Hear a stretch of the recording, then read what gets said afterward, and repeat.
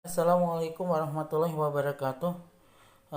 Ketemu lagi anak-anakku, eh, kelas 9A sampai 9H SMP Pesat Kota Bogor. Baiklah anak-anakku, hari ini pada saat pertemuan ketiga ini, ya pertemuan ketiga. Ini kan pertemuan ketiga pada materi kesebangunan. Pertemuan pertama yang sudah Bapak ingatkan, kita menentukan arti kesebangunan secara umum, terutama yang bangunnya segi 4 ya, yang bidangnya segi 4. Kemudian yang kedua, kita kemarin menentukan rumus, dan kemudian kita menghitung panjang sisi, menentukan panjang sisi suatu segi 4 gitu ya, dua buah benda ya. Jadi kalau ada dua buah benda, kita tentukan ukuran salah satu dari 4 ukuran yang ada. Nah, sekarang kita fokus pembelajaran ketiga adalah kesebangunan pada segitiga. Tujuan pembelajaran satu yaitu menentukan rumus kesebangunan pada dua segitiga. Kan Bapak ingatkan lagi bahwa kesebangunan itu adalah istilah membandingkan dua segitiga kan ya. Jadi nggak bisa satu segitiga kan. Intinya dua bidang atau dua bangun. Nah, itu bandingkan. Nah, kedua, setelah kita membandingkan, menentukan rumus, kita menentukan panjang suatu sisi dari sisi yang lainnya. Umum itu ya, dalam kehidupan apapun, terutama dalam dunia teknik, misalnya teknik perhitungan segala macam, ada unsur yang bisa diukur, tapi ada unsur yang bisa dihitung ya. Oleh karena itu kita butuh rumus, kemudian kita butuh prosedur untuk menentukan menentukan perhitungannya ya. Nah, lanjut. Nih, Bapak sajikan suatu segitiga ya. Dan Bapak kasih sisi-sisinya ya. Bapak kasih sisi ini ya, dari misalnya Bapak kasih nama ya, A, B, C, seperti itu cara memberi nama segitiga dari bawah, kemudian berlawanan dengan arah jarum jam BC, di sini D dan di sini E. Nah, ini Bapak kasih titik-titik sudutnya. Nah, kemudian Bapak kasih sisinya ya. Sisinya dengan huruf kecil. Di sisi ini disebut dengan sisi M. Ya, huruf M. Jadi M itu antara C sama D. Ini dikasih huruf U. Alas ini dikasih huruf K. Ini saya kasih huruf T. Dari D ke A itu T. Dan ini saya kasih ke huruf I. Ya, sedikit agak narsis ya. Ini nama saya, Mukti Widodo. Di sini huruf W. Nah, jadi ya, tolong perhatikan di sini. Sebelum kita panjang lebar, tadi kan Bapak katakan bahwa saya akan menentukan kesebangunan dua buah segitiga. Nah, karena di sini sebenarnya ada dua buah segitiga loh ya. Jadi sekali lagi ya, di sini sebenarnya ada dua buah segitiga. Nanti kita bahas lebih lanjut. Nah, segitiga itu titik sudutnya adalah A, B, C. Kemudian ada garis DE secara tampilannya. Kemudian panjang sisi-sisinya antara C sama D M, C sama E U, dan ini K, ini T, ini I, dan ini W. Nah, permasalahan pertama yang harus kalian pahami bahwa di sini ada dua buah segitiga. Di atas ada dua buah segitiga. Itu pemahaman yang harus kamu pahamin dulu pertama. Sekali lagi, kalau Bapak katakan di atas ada dua buah segitiga, pahamkah kalian? Ya.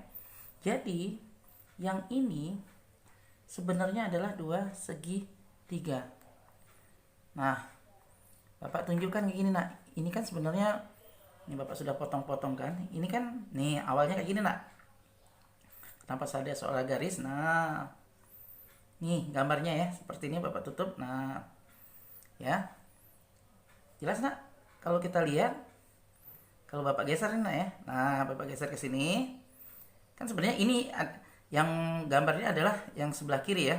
Visual dari yang gambar sebelah kiri. Coba. Nah ya. Bapak rapikan dulu, Bapak kontrol ini ya. Oke, masih jelas. Nah, nak. Segitiga pertama yang ini nak, yang biru nih. Nah, itu segitiga pertama. Segitiga kedua adalah yang warna apa nih? Orange nak ya. Yang warna orange ini, orange. Ya, paham nak? Jadi pemahaman pertama adalah ada dua buah segitiga. Pertama yang gede, maaf yang besar bahasanya. Nah, kita simpel-simpel aja bahasanya, nah, yang nggak usah terlalu apa. Pertama yang besar ini nak, kedua yang kecil ini. Bapak balik lagi nak ya, Bapak kembalikan. Ini kan dari sini nak ya tadi ya. Tuh, dari sini.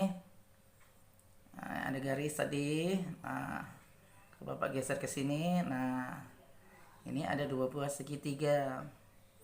Inilah dinamakan dengan segitiga sebangun ya nak ya. Jadi agak pusingnya itu kalau di segi 4 bangunnya di apa kan? Ini dipisah. Nah, misalnya seperti ini ya. Nah, dipisah. Jadi enak kita visualnya. Terbeda di awal. Oh, ada dua buah benda. Ada lebar sebenarnya, ada lebar model, ada tinggi sebenarnya, ada tinggi model. Nah, tetapi kalau di segitiga permasalahannya itu di gambarnya selalu satu. Jadi kita di visual kita, di pikiran kita nak ya, bahwa ini ada dua ya nak ya. Satu segitiga yang kecil yang di atas itu nak, yang warna biru. Satu segitiga yang besar. Segitiga yang besar yang warna orange ini nak ya. Dan paham nak? Jadi ada dua buah segitiga. Berarti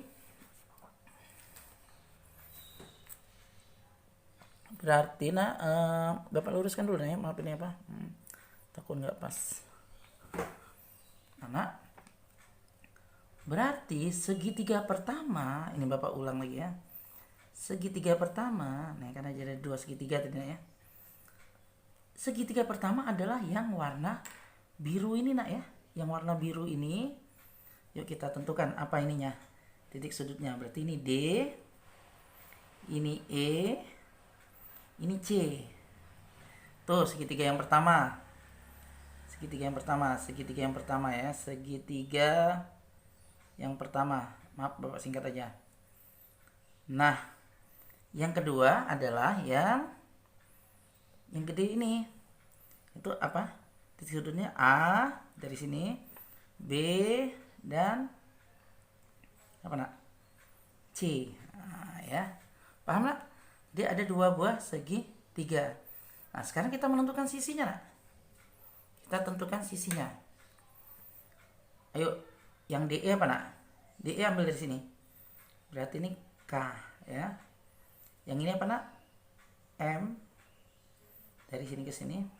Ini adalah U. Paham nak? Ya. M U K ya. Tinggal ini M U K gitu ya. Nah, selanjutnya kalau yang besar AB ini apa nak? Sisinya lihat dari sini nak. Berarti ini W. Nah, kemudian CB nak. Yang CB, ayo apa? CB ini banyak salah. Kalau pas Bapak tatap muka adalah siswa banyak salah menjawab. Ayo tentukan dulu CB apa nak? Panjang sisi CB. Tengok di sini C ke E U, E ke B I. Berarti nah, biasanya siswa cenderung menjawab UI, Pak. UI. Salah. Yang benar adalah U tambah I ya nak ya. Kalau UI berarti dikalikan secara matematik. Logika aja nak ya. U-nya 7, I-nya 3. Jadi dari C ke E 7. Kemudian dari E ke B 3. Berarti dari C ke B 10 kan? 7 tambah 3, makanya hati-hati kalau dalam penotasian dia bukan UI, karena UI itu berarti 7 kali U kali I, tapi U tambah I. Nah, sudah paham nak? Itu aja yang pusingnya di apa ini, di ini. Dan satu lagi nak, sisi AC. AC gabungan AC itu dari sini atau CA ya, dari atas ke D yang pakai sisinya M, dan D ke A yang sisinya T. Berarti untuk yang segitiga besar itu adalah M tambah T. Paham nak? Langkah pertama adalah pada saat Bapak setelah menggambar ini, jangan dianggap ini satu segitiga. Permasalahannya adalah namanya kesebangunan selalu membandingkan dua buah benda, dua buah bidang. Ya. Nah, di sini terlihat satu, jadi garis ini sebenarnya garis batas antar itu. Terlihat satu, padahal sebenarnya dua, seperti contoh tadi ya. Setelah dipisah jadi dua. Setelah kamu memisahkan, titik-titik sudut ini nggak ada masalah nak. DEC ini nggak perlu kalian perhatikan A, B, C. Yang diperhatikan yang tadi, ini sisi-sisinya. Oh, yang segitiga yang kecil M. Nah, kemudian ini K, ini O, ini M tambah T, ini U tambah I. Ini yang paling sulit. Dan alasnya W, mudah, bisa dipahami ya. K sama W ini mudah. Oke nak, bisa dipahami bahwa saya ulangi di sini, di atas ada dua buah segitiga. Oke, kalian sudah clear ya. Menentukan sudutnya, menentukan sisinya sudah bisa nak ya. Menentukan sisi, oke sudah. Nah, yang berikutnya adalah namanya namanya kesebangunan. Kalian harus membandingkan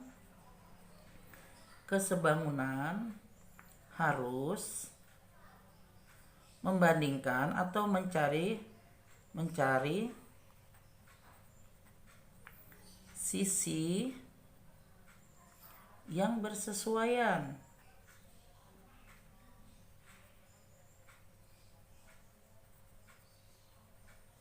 Sesuaian itu poinnya ya, 1, 2, ini poin ketiga ya. Kesebangunan harus mencari sisi yang bersesuaian. Sisi yang bersesuaian itu apa nak?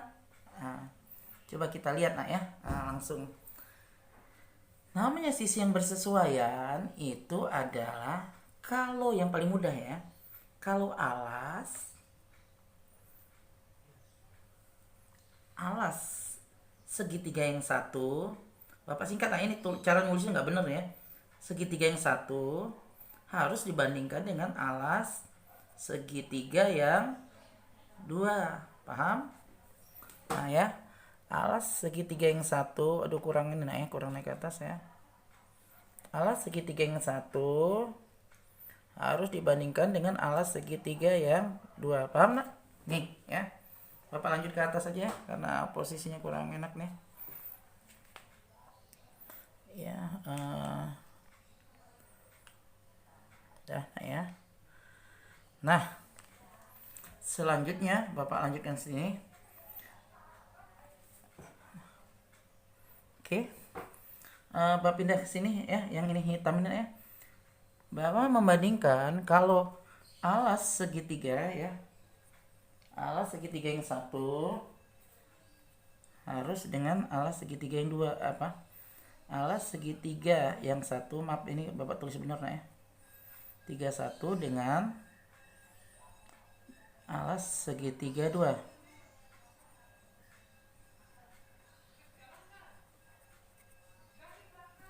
Nah, berarti kalau nanti dalam rumus, kalau membandingkan K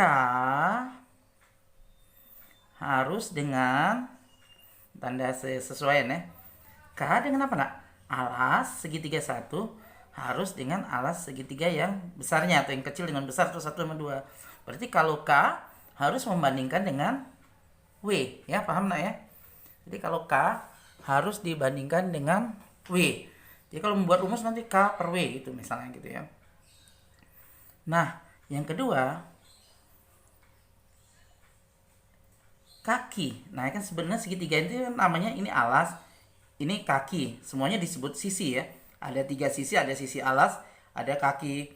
Ini Bapak sebut kaki apa nah ya? Kan kiri nah ya, tangan kan ini kaki kiri. Kan ada sisi kaki kiri. Nah, sisi kaki kiri segitiga 1. Nah, Bapak ini tulis lagi nggak bener nih. Sisi kaki kiri segitiga 1 harus dibandingkan dengan sisi kaki kanan segitiga 2. Jadi kalau membandingkan yang ini nak, harus dengan yang ini ya. Jadi kalau membandingkan segitiga M, harus dengan yang segitiga yang panjang. Nah, Bapak ini dulu, langsung aja. Coba lihat yang biru sama yang orange. Ayo, sisi yang segitiga kiri apa? Sisi kaki kiri.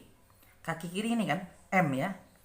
M, maka M kalau dibandingkan harus dengan ini, dari C ke A atau dari A ke C. Apa nih? M tambah T ya. Nah, kesalahan yang sering terjadi adalah nak di sini, lihat tangan Bapak yang kiri. Anak kadang kayak gini. K per W, betul udah ya. Kan M per T, langsung aja M per T. Loh, perlu diketahuin M per T itu adalah T itu nggak ada arti apa-apa, potongan ya, potongan gitu ya. T itu kan ini sebenarnya nak ya, kalau Bapak gambarkan apa. Nah, jadi Bapak ulangi lagi kenapa Bapak mengatakan ini, bahwa biasanya anak membandingkan M, kalau digambar ini M dengan T, padahal harusnya M dengan M tambah T ya. Kalau kalian membandingkan M dengan T, ini seperti ini kejadiannya ya. M dibandingkan dengan T. Coba lihat, apa sih arti T nih? Dia hanya potongan segitiga. Kalau membandingkan harus dengan dari yang kecil dengan yang besar. Nah, yang besar itu sisi kaki kirinya atau kaki kirinya itu adalah M tambah T, bukan T. Ya paham lah ya? Jadi paling enak tuh kalau kalian memahamin ini, yang gambar yang Bapak urai itu ya. Berarti kalau membandingkan M harus dengan M tambah T ya. Selanjutnya, sisi kaki kanan segitiga 1 dengan sisi kaki kanan segitiga 2. Ayo, segitiga kanan yang apa? U ya. Paham yang U? Ayo yang ini, ayo nak. Ayo, kaki kiri apa tadi? Kalau melihat di sini pasti ini U per I, salah ya. Lihat di sini visualnya. U ya, bandingannya ini U tambah I ya, bukan UI. Yang seperti tadi bahwa UI dikali berarti. Nah, sebenarnya kalau kalian paham, sudah kita buat rumusnya mudah nak ya. Jadi kalau buat rumusnya sama seperti kemarin. Kita pakai irama aja. Rumus kesebangunan. Nih soal jadi contoh, jadi soal pertama nanti lah. Nanti hurufnya Bapak ganti-ganti ya. Kan ini hurufnya nggak standar, ini Bapak tulis mukti W gitu ya. Nanti yang lain. Terus rumus kesebangunan pada 2 buah segitiga. Pada 2 buah segitiga. Yang terlihat seperti 1 ya. Nah ya. Rumusnya kita ambil aja, misal contoh ini nak, Bapak membandingkan, ya tangan Bapak yang ini ya, jelas ya. Nah, sebentar ya nak ya, sebangunan Bapak rapikan dulu nak ya, maaf ya, ini susah ini. Dah, oke nak, buat rumusnya mudah aja, yang mudah dulu nak ya. Mau gimana? M per U boleh. M per U. Kalau M per U, maka ya M per U ini kan kaki kiri dengan yang kaki kanan.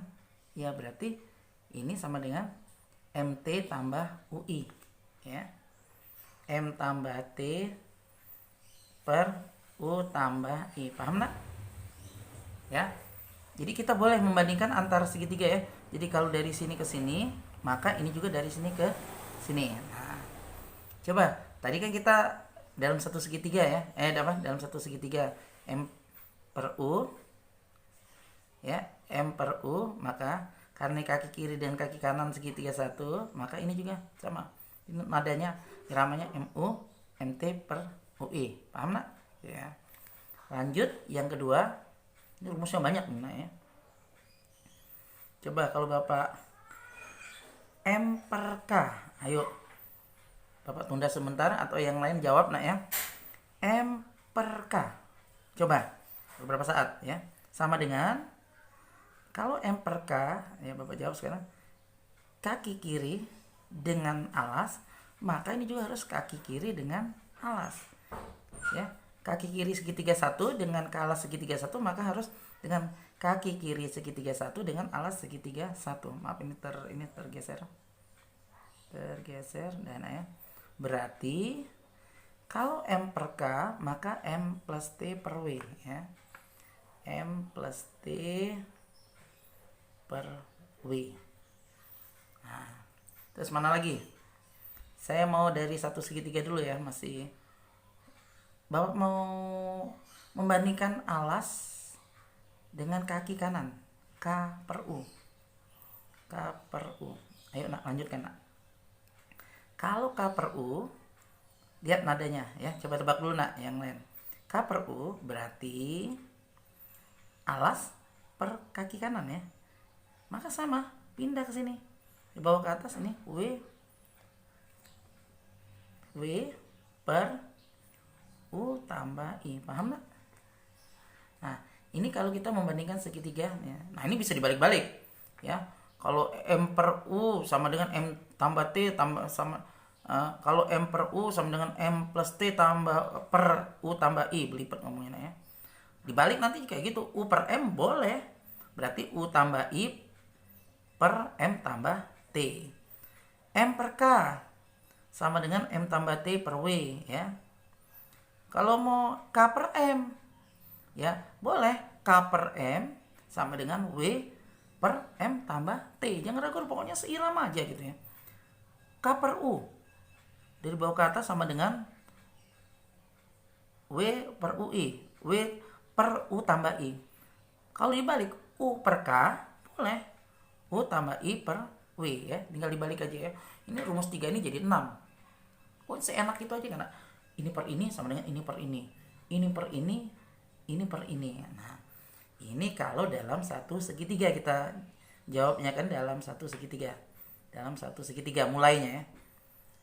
Pokoknya nah, sekarang kita belajar kalau ini nak beda segitiga kita membandingkannya. Boleh aja. Kan kadang ada aturan ya. Yang penting membandingkannya harus yang bersesuaian dengan beda segitiga. Bapak mulai dari beda segitiga, maksudnya dari M. Sebentar nak ya. Kalau tadi kan mulai dari M per U. Sekarang bagaimana kalau Bapak M per M tambah T?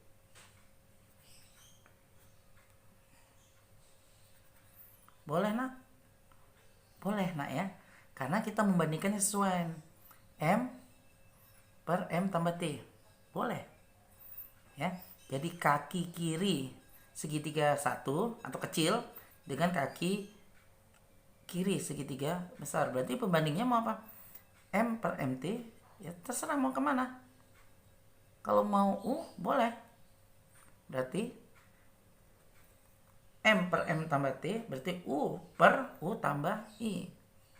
U. Ini ya. Karena kita M per M tambah T. Terus boleh dari mana aja. Ini ke sini mau dari mana? Ketiga U. Boleh. Bebas. Tetapi pada saat sudah konsisten milih U kaki kanan, maka pembandingnya juga harus kaki kanan ya. Nah, Bapak contohkan lagi. Kalau Bapak membuat rumus M tambah T lagi. M tambah T. Tadi kan Bapak mulai dari U. Kalau U tambah I. Tapi kalau K, nah rumusnya tak terbatas nak ya. K, tadi kan berarti Bapak ulang lagi. M tambah T, membandingkan kaki kiri dengan kaki kiri. Berarti pernya adalah alas dengan alas. Ya, K per W. Tahu nak beda dua itu nak? Ini memang sebenarnya enak ditatap muka ya, tapi kita ya kondisinya jangan marah. Kondisi seperti ini ya Bapak sebisa mungkin Bapak potong-potong gambar. Yang penting kalian ini. Pokoknya kalau membandingkan itu yang bersesuaian ya. Kalau kita membandingkan tinggi dengan tinggi kan biasa. Membandingkan ya kan biasa aja, umum aja. Masa kita membandingkan tinggi badan orang dengan berat badan orang, itu kan nggak masuk akal nah ya. Nah sekarang Bapak ambil contoh. Kalau Bapak K per U. Coba Pak rumus buat K per U. Yuk, lanjutkan nak. K per U. Dalam beda segitiga nih ya. Kalau segitiga maaf. Jangan K per U. K per W. Oh, sudah ada ini tadi ya. Maaf. K per ya kalau membanding K per ya lanjutkan aja nak ya. Jangan K per W. Nah, maaf. K per W, beda segitiga kan konsistensi kita nih. K per W, alas per alas. Berarti kita mau mulai di mana? Terserah lagi. Mau mulai dari mana ya? Oh, saya mau mulai dari U ya. K per W berarti U boleh, U tambah I. Nah, ini rumus benar semua nak, ya. Yang salah itu kalau misalnya K per MT. Nah, itu kan salah. Udah alas segitiga satu dengan alas segitiga satu dengan apa? Kaki kiri segitiga dua, nggak ada sama-samanya. Kalau tapi membandingkan K per M, Pak ini kan Bapak membandingkan misalnya yang mana? K per U ya. K per U. Kan kita membandingkan alas dengan kaki kanan. Boleh asal dalam satu segitiga. Maka kita juga harus jadi nak kalau membandingkan itu bebas di satu segitiga, misalnya K per U boleh, maka W per U tambah I. Tetapi kalau sudah beda segitiga dua buah benda, kalau dia alas harus konsisten dengan alas ya. Nah, paham nak? Jadi kalau beda segitiga itu beda segitiga harus alas dengan alas. Kaki kiri dengan kaki kiri. Kaki kanan dengan kaki kanan. Kalau dalam segitiga bebas alas dengan kaki kanan misalnya, kaki kanan itu di segitiga satunya ya kan, ini segitiga satunya, segitiga satu, maka konsisten aja di segitiga dua harus alas dengan kaki kanan juga di segitiga dua. Jadi nak ya, sebenarnya kalau sudah dibuat kayak gini gak usah pusing-pusing nak, seenak jiwa aja. K per W sama dengan U per U tambah I. K per M sama dengan W M tambah T. Senada aja. W per tambah UI boleh sama dengan W per U tambah I. Ribet ini ya. K per U. Jadi yang penting tangannya senada. Ini ke sini ya, nah ya. Ini ke atas, ini ke atas. Ini ke sini. Nah, itu nggak boleh. Itu kan nanti tidak seirama ya. Itu kita menentukan rumusnya. Apa ya saya lihat ya. Bisa dipahami nak? Ya, ini sejumlah rumus yang benar. Bapak minta kamu pahami. Sudah 30 menit. Setelah ini Bapak teruskan. Bapak menyiapkan contoh soalnya ya. Moga-moga selesai. Tunggu dulu nak ya. Bapak siapkan contoh soal.